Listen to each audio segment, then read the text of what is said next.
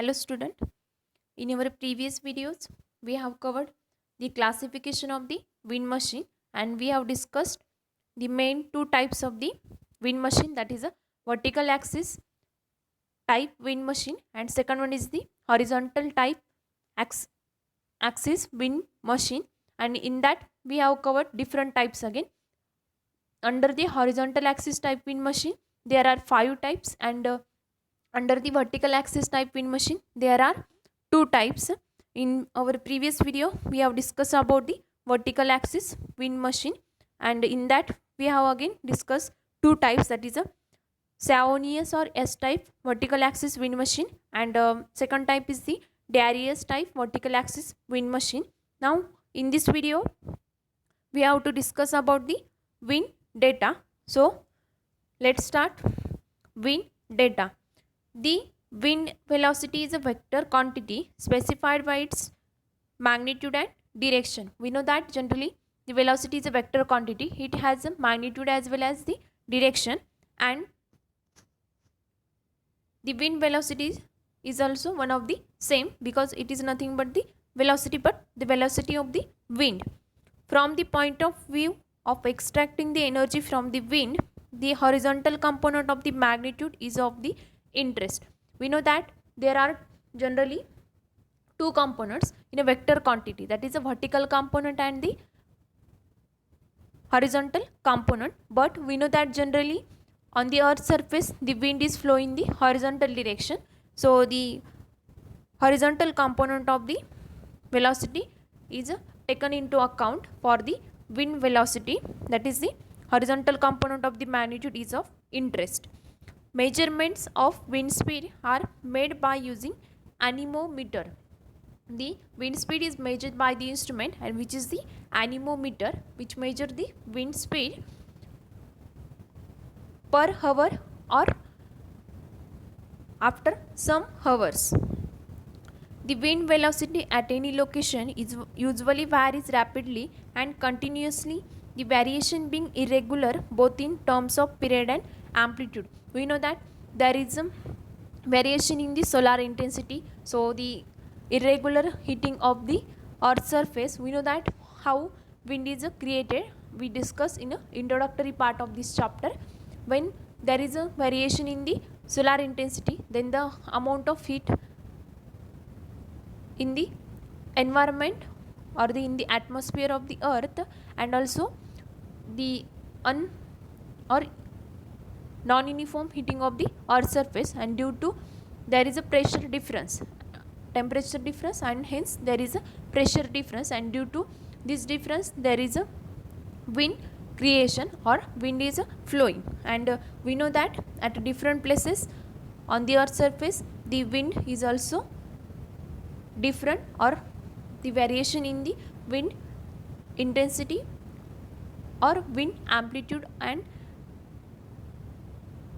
wind speed continuously with seasonally, and this variation is occurred in terms of period and amplitude.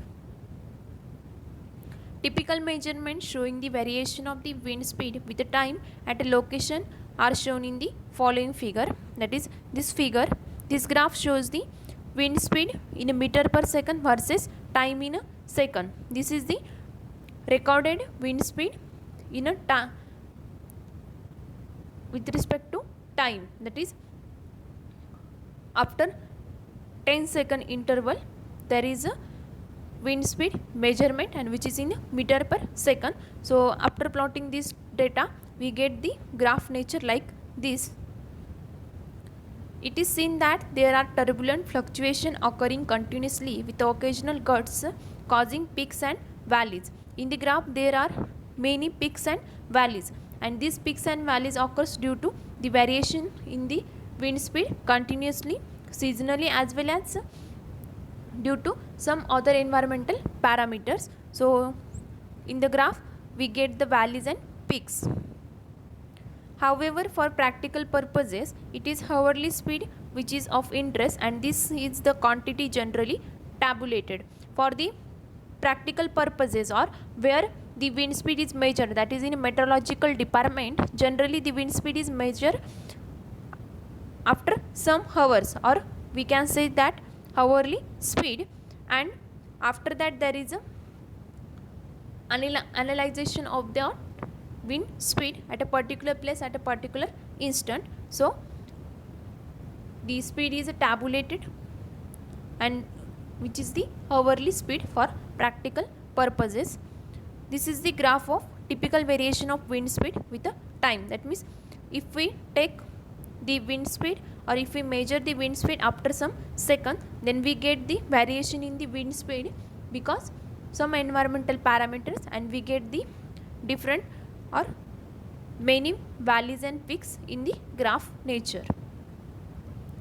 In India, measurements of wind speed have been made for many years at various stations by Indian Meteorological Department. That means in India there are many stations which are used to measure the wind speed, and these all are the Indian Meteorological Department.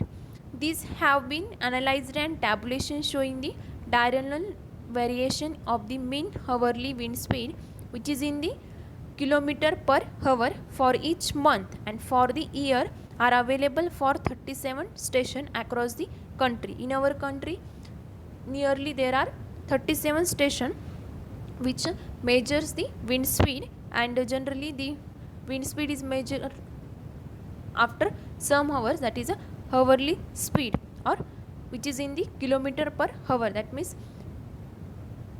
in a 1 hour how much distance is covered by the wind, which is the kilometer. So this is the measurement of the wind speed, and from that we can analyze and tabulate all this data. It is a greater interest to know the number of hours in a month or in year when the wind speed lies in the certain range. If we consider the measurement of the wind speed, we can select a particular range or particular period, so that we can study about the wind speed, and we are able to collect the information of the wind speed at a particular place, or at a particular place and at a particular instant. So we are able to study the variation of the wind speed with respect to some environmental parameters or seasons. So these all information is given by the wind data. This information can also be computed from the hourly wind speed data. As we mentioned, for practical purposes, this wind speed is measured after some hours, and this is known as the hourly wind speed data. It is usually presented in the form of tables giving the mean percentage frequency distribution of hourly wind speed. We know that in any experiment we can take inputs, we can measure input and output.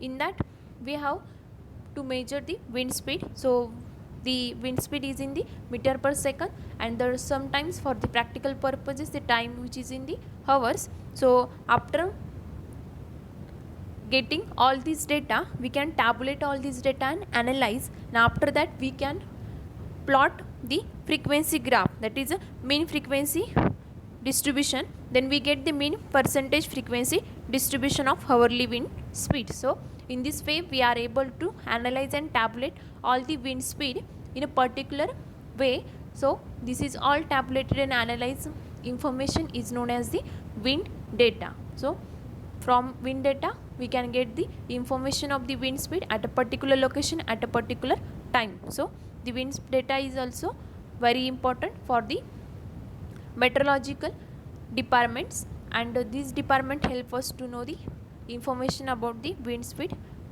for the particular location. So this is all about the wind data.